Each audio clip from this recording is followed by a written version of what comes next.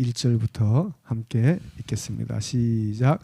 우시야 왕이 죽던 해에 내가 본즉 주께서 높이 들린 보좌에 앉으셨는데 그의 옷자락은 성전에 가득하였고 스랍들이 모시고 섰는데 각기 6 날개가 있어 그 둘로는 자기의 얼굴을 가리었고 그 둘로는 자기의 발을 가리었고 그 둘로는 날며 서로 불러 이르되 거룩하다 거룩하다 거룩하다 만군의 여호와여 그의 영광이 온 땅에 충만하도다 하더라.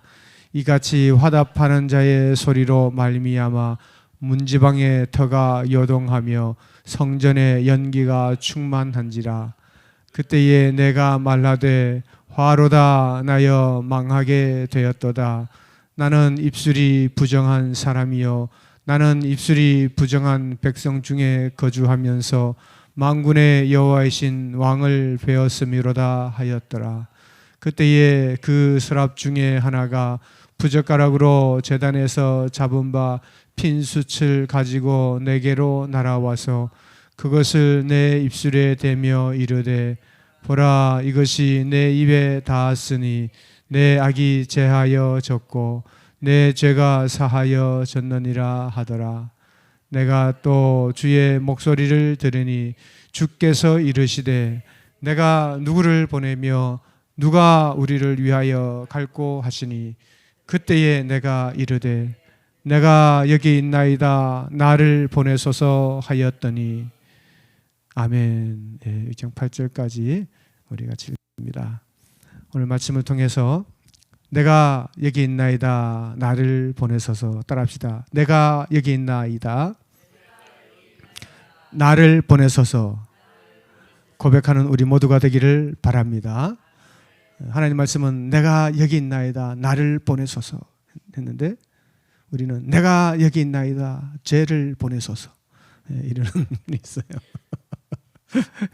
오늘 말씀을 통해서 어떻게 이사야가 이렇게 하나님 앞에 참 위대한 선지자로서 하나님 망해가고 있는 어두워서 흑암 가운데 있는 마른 뼈와 같은 이스라엘 민족들을 말씀으로 다시 일으키고 영적으로 다시 소생하는 그러한 귀한 메신저가 되었는지 우리가 말씀을 통해서 함께 살펴보는 시간이 되기를 바랍니다. 오늘 말씀에 보면 처음에 6장 1절에 뭘로 시작하느냐 우시야 왕이 죽던 해라고 말씀하고 있습니다. 왕이 죽었습니다. 그럼 어떻게 될까요? 좋은 왕이에요? 나쁜 왕이에요? 그 상관없이 왕이 죽으면 너무나도 슬프죠. 이 우시야 왕은 겸손하게 하나님 앞에서 왕을 시작을 했지만 점점 나라가 왕성해지고 강성해지니까 교만하게 되고 마지막에는 나병이 걸려서 왕궁에도 제대로 통치를 하지 못하고 아들이 맡아서 통치하는 그러한 상황이 되었습니다. 50여 년을 통치를 하는 그런 상황 가운데 있었기 때문에 어떻든 이스라엘 백성들은 그 국가가 강대한 그 모습 가운데 있으면서 왕을 신뢰하고 왕의 통치 안에서 보호를 받는 상황이죠. 그 가운데 왕이 죽었으니까 얼마나 비통합니까? 우리는 국가의 왕이 아니라 이 왕자에서 통치를 제대로 못해도 막 슬퍼하고 탄식하고 막 괴로워하는 그러한 분들도 많이 있고 1980년도 박 대통령이 시해를 당한 그 상황에도 여러분 그때 기억나실 거 아니에요? 그때는 뭐 18년 동안 통치했으니까 국부 국가의 아버지로서 말이죠. 저도 어린 나이지만 그 상황에 막 모두가 탄식하고 슬퍼하고 뭐 진짜 나라 잃은 슬픔이죠, 그죠? 나라 잃은 슬픔 가운데 있었던 그 모습을 보았습니다. 18년이 아니라 지금 50년을 넘게 통치했던 왕이니까 얼마나 절망하고 역사적인 혼란 한가운데 있겠습니까? 그때에 백성들은 불안함과 혼란함 가운데 있을 때에 그 모든 것을 해결할 수 있는 방법을 알려주는 거예요. 우시야 왕은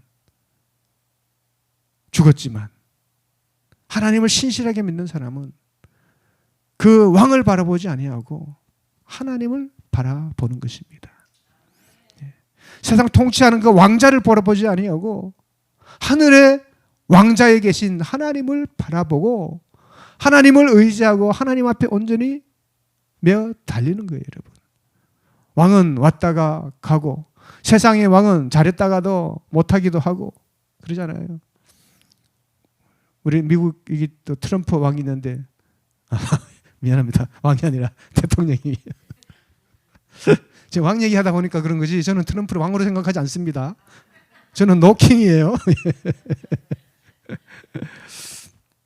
뭐 트럼프 좋아하는 분 많고 요즘은 지지도가 40% 1위로 떨어져가지고 역대 대통령 중에 임기 6개월 전에 가장 최저치를 달리고 있는 그런 상황에 있어요.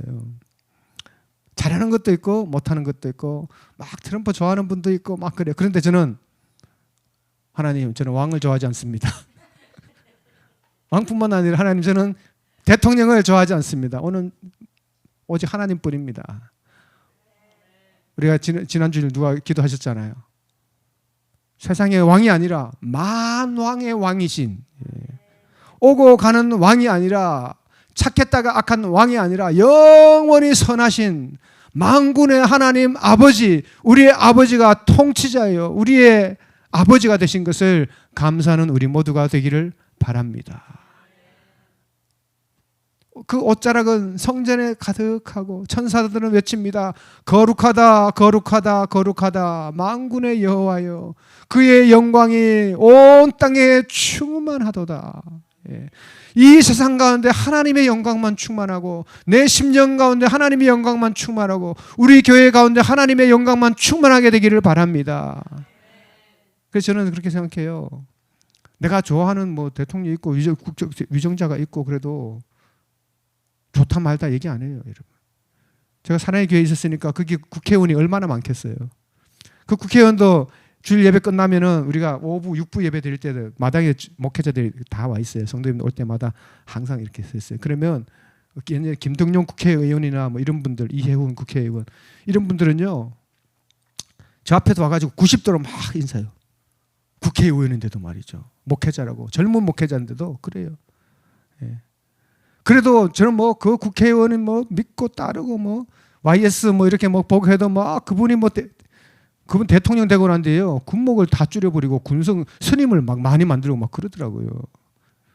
내가 의지하고 내가 좋아하고 그래도 하나님의 뜻을 100% 따르는 그런 위정자는 되지 못하더라고요.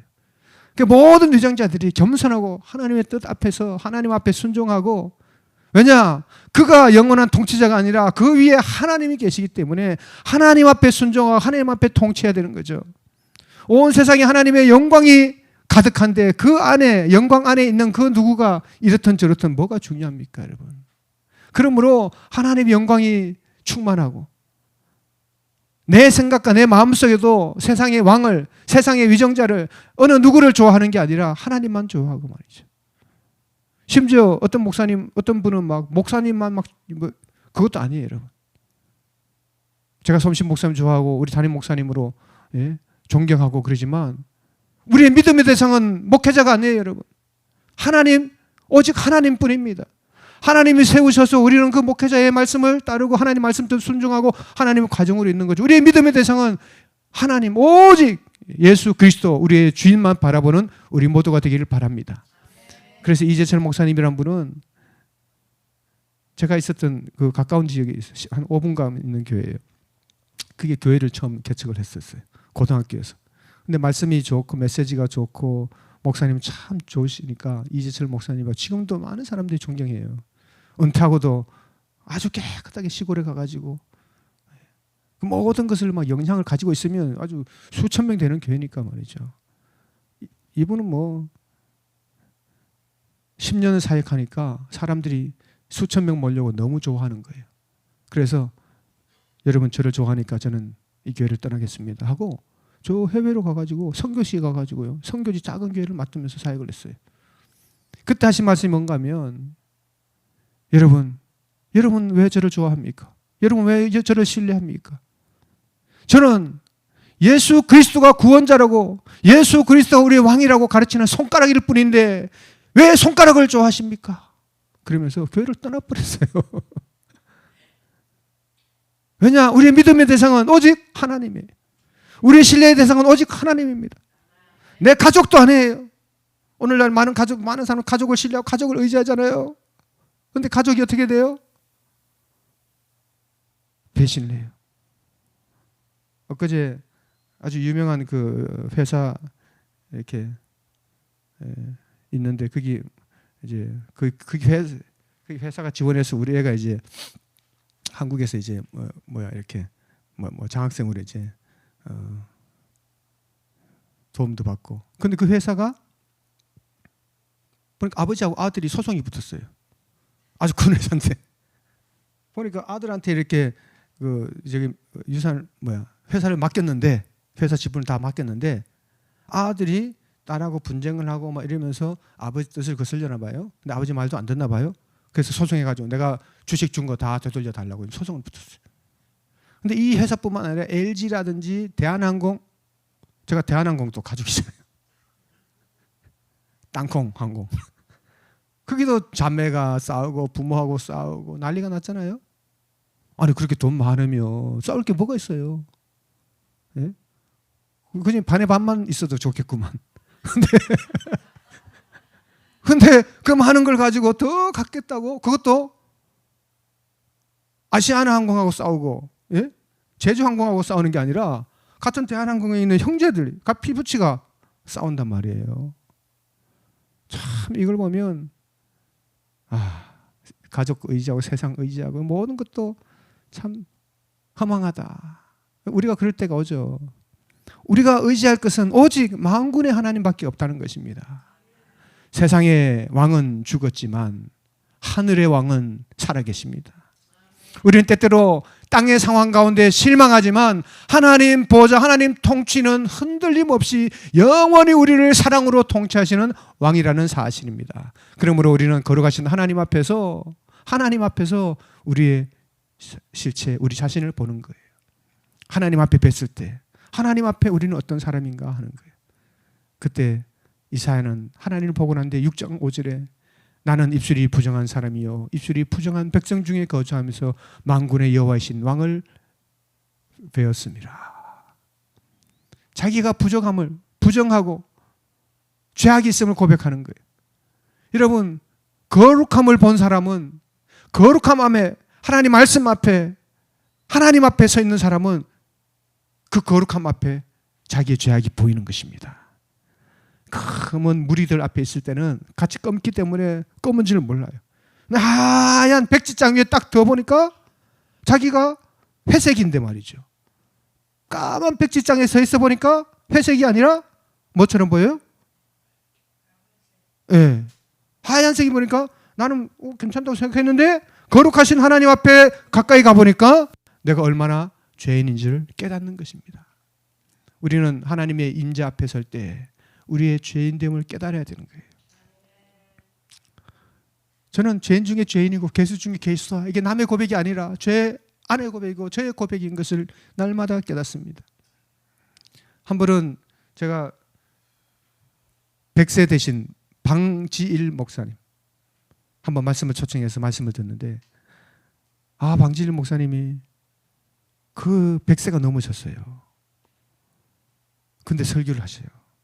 지금은 돌아가셨어요. 설교를 하시면서 어떤 말씀하신가 하면 아주 차분하게 하면서 여러분 말씀을 봅니다. 말씀을 읽습니다. 말씀을 보면 볼수록 말씀이 현미경이 되어가지고 말씀을 볼 때마다 나의 숨었던 죄가 계속 발견이 됩니다. 그러면 나는 하나님 앞에 회개하고 다시 용서를 구합니다. 그러시는 거예요. 아니 100세 되신 목사님이 말씀만 전하시는 분이 어떤 죄가 있겠어요? 그런데 말씀 앞에 서니까 거룩함 앞에 하나님 앞에 서 있으니까 죄임을 깨달으니까 어떻게 돼요? 교만할 수가 없는 거예요. 그렇게 유명하고 그렇게 훌륭하신 목사님이 그 집안이 100여 명이 모여가지고 수련회를 하는데 그 중에 집안이 얼마나 쟁쟁하고 목회자도 많고 뭐 의사도 많고 변호사도 많고 아주 쟁쟁한 집안이에요. 그럼에도 불구하고 하나님 앞에서는 후손들과 자녀들과 또 성도들을 바라볼 때는 늘 하나님 앞에 죄인이라는 거예요. 근데 우리가 하나님 앞에 얼마나 우리가 당당하고 얼마나 잘난 행색을 하는지 우리는 돌아보는 것입니다. 하나님의 거룩함 앞에서 죄인임을 깨닫고 우리가 낮출 때 하나님의 은혜가 임하는 것입니다. 하나님의 거룩함 앞에 우리의 겉옷을 벗고 가면을 벗고 무릎을 꿇고 하나님 앞에 서 있을 때 하나님 우리를 불쌍히 보시고 은혜를 베푸십니다. 그러므로 주님 앞에 설 때 우리의 위선과 교만이 무너지게 도와주시고 하나님의 영광을 보게 도와주시고 하나님 앞에 두려움과 떨림으로 나아갈 수 있도록 도와주옵소서. 기도하는 우리 모두가 되기를 바랍니다. 이사야는 자기의 죄를 인정하고 하나님 앞에 스랍을 통해서 그의 입술을 지집니다. 보라, 이것이 내 입에 닿았으니 내 악이 제하여졌고 내 죄가 사함을 받았느니라. 숯불은 고통스럽지만 자신을 회복시키는 도구였습니다. 그 숯불이 뜨거움이 자신을 죄악을 태우고 말씀을 통하여서 자신이 거듭나고 새로워질 수 있기 때문입니다.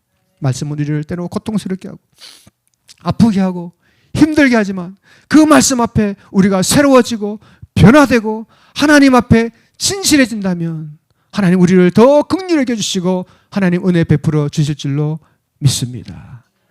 하나님이 우리를 얼마나 사랑하시는지는 우리가 하나님 앞에 무릎으로 기도할 때 하나님 앞에 긍휼하기만 달라고 기도할 때 하나님이 우리를 얼마나 사랑하시는지를 우리는 발견하게 됩니다. 그러므로 우리는 먼저 회개하는 자이고 회개할 때 하나님 정결함을 주시고 하나님이 우리를 새롭게 하시는 은혜 가운데 우리는 새로운 하나님의 사명자로 설 수 있게 되는 것입니다. 말씀을 통하여 불을, 성령을 통하여 불을 주셔서 우리의 죄악을 말끔히 태워주시고 우리를 주님 앞에 거룩한 그릇으로 새롭게 쓰임받는 우리 모두가 되기를 바랍니다. 우리의 입술을 태워주시고 이사야는 하나님의 선지자임에도 불구하고 그 얼마나 죄를 지었으면 죄를 지었겠어요. 그럼에도 불구하고 남아있는 죄악까지도 입술에 남아있는 조그만 죄까지도 태워달라고. 우리는 우리의 마음의 죄악도 태워주시고 우리의 생각의 죄악도 태워주시고 우리의 손과 발이 짓는 모든 행동도 태워주셔서 거룩한 하나님의 자녀로 거듭나는 은혜가 있게 되기를 바랍니다. 마지막으로 하나님의 부르심은 우리의 선택이 아니라 응답입니다. 하나님이 이 이사야의 모습을 보고 다시 한번 죄악 가운데 있는 이스라엘 백성들을 다시 일으킬 자를 찾고 계시는데 하나님 삼위일체 하나님이 이야기합니다. 내가 누구를 보내며 누가 우리를 위해 갈고. 이 구절은 이 창세기 1장 26절과 더불어서 굉장히 신학적으로 중요한 구절입니다. 왜냐하면 하나님은 한 분이시지만 위가 몇 개예요? 셋. 그래서 우리는 삼위일체라고 그러죠. 그러니까 여호와의 증인이라든지 이단들은 그걸 인정하지 않는 데가 많아요. 근데 여기 보면 하나님께서 얘기합니다. 내가 누구를 보내며, 이건 하나님이죠. 그렇죠. 맨 밑에 보면 내가 또 주의 목소리를 들으니 주께서 이르시되 내가 누구를 보내. 이 내는 누구예요? 하나님이죠. 단수죠. 내가 누구를 보내며. 근데 누가 우리를 위하여 갈고. 이 우리는 누구예요? 네? 누가 우리를 위하여 갈고 그랬어요. 그렇죠. 삼위. 맞아, 삼위. 제가 이게 이 새벽에 귀가 어두워가지고 사위 그런 줄 알았어요.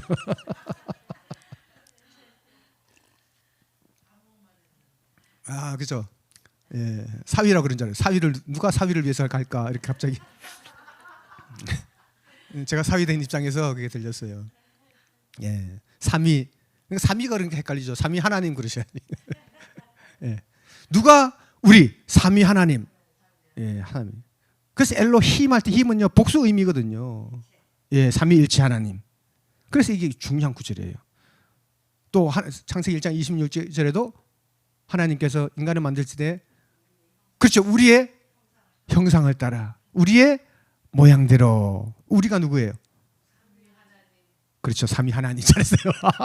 어떠서 삼위 그래서 사무엘인가 막 그렇게 헷갈리는데 삼위 하나님. 그렇죠. 이게 신약적으로 중요한 거예요. 예. 그 여호와의 증인 만나고 이러면 여기도 이단들이 좀 있더라고요. 그러니까 만나면 이 구절만 얘기해서 이 구절이 뭔 의미냐 얘기해봐라. 그럼 꼼짝 못해. 거기다가 히브리어 넣어가지고 이 히브리어가 뭔지 아느냐? 엘로힘이다. 힘. 힘은 복수 의미가 있는 것이다. 얘기하면 아무 꼼짝을 못해. 하나님께서 누가 우리를 위해 갈고 할 때 이제 이사야는 고백합니다. 뭐라고 고백해요? 주님, 제가 여기 있습니다. 죄를 보내소서. 이렇게 하지 않고, 진짜 이런 분이 많아요. 예? 내가 왜 그 일을 해야 됩니까? 저보다 더 한 많죠. 막 그런 분이 많아요. 예, 힘든 일이니까, 하나님 일이니까 손해 보고 막 희생하는 것 같으니까 그래요. 근데 주님, 제가 있겠습니다. 나를 보내소서. 이 얘기만 하고 마치겠습니다. 한국이 참 이렇게 발전한 것도 이 복음의 씨앗, 그죠? 1880년 후반부터 해서 이 선교사님들 통해서 두 가지가 탁 들어왔어요. 가장 중요한 게 뭐예요? 예, 교회 세우고 학교 세우고, 그렇죠. 또 하나는 병원 세우고. 예. 그 전에 일본이 복음이 먼저 들어왔거든요. 그래서 일본이 복음 들어오고 잘 살니까 교만해가지고 전쟁을, 대동아 전쟁 일으키고 이게 2차 세계대전까지 일으킨 거 아니에요. 우리는 늦게 들어왔어요, 늦게. 왜냐면 흥선대원군 배격을 많이 했잖아요. 근데 1884년에 언더우드와 아펜젤러가 일본을 거쳐가지고 제물포항에 들어왔단 말이죠. 부활절날 새벽에. 그들이 젊은 나이에 목숨을 잃고 헌신하고 그들 뒤를 따라서 불도 들어오지 않는 나라, 거기는 식인종이 사는 나라라고 보고가 됐단 말이죠. 근데 사역을 하고 편지가 오는 것을 보고 선교사들이 와가지고 병원 짓고 학교 짓고 교회 짓고 사람들이 의식이 바뀌어지고 부흥운동이 일어나고 완전히 개종된 거예요. 그전에는 엄청난 이 혼란의 나라였는데, 근데 그때 올 때 언더우드 선교사를 비롯 많은 선교사들이 기도를 했어요. 하나님, 이 선교 편지를 보니까 저 아시아에 정말 배고프고 굶주리고 그 선교사님들이 와가지고 복음 전할 때 언더우드 아펜젤러 양화진 묘지에 가면요, 그날 태어나고 그날 죽은 사람이 있어요. 아기가. 그만큼 선교사들이 와가지고 아기를 낳는데도 그날 죽는 거예요. 의료 뒷받침이 안 되니까 전염병으로 죽고 뭐 어릴 때 죽은 사람 많아요. 그런 상황 가운데 있고 전기도 들어오지 않고 사람이 사람을 잡아먹는다고 하는 그런 나라인데 저곳에 선교사가 필요한데 아무도 안 가는 거예요. 언더우드가 기도했습니다. 하나님, 저 나라 불쌍한데 주여 저 나라도 불쌍히 여겨주시고 세계 열방 가운데, 그때 인도까지 갔죠. 지금 인도가 아직도 그렇지만 인도까지, 동인도 회사를 통해서 선교사까지 가 있는데 저 불쌍한 조선이라는 나라에는 아무도 가지 않습니다. 기도만 했는데 하나님께서 그러시죠. 어느 날, 너는 왜 기도만 하느냐? 네가 가면 되지. 그런 거예요. 제가요? 제가 지금 아주 명문대를 마쳤어요. 그리고 이제 결혼할 배우자도 있어요. 그런데 저 죽을지 모르는 그 나라에 가라고요?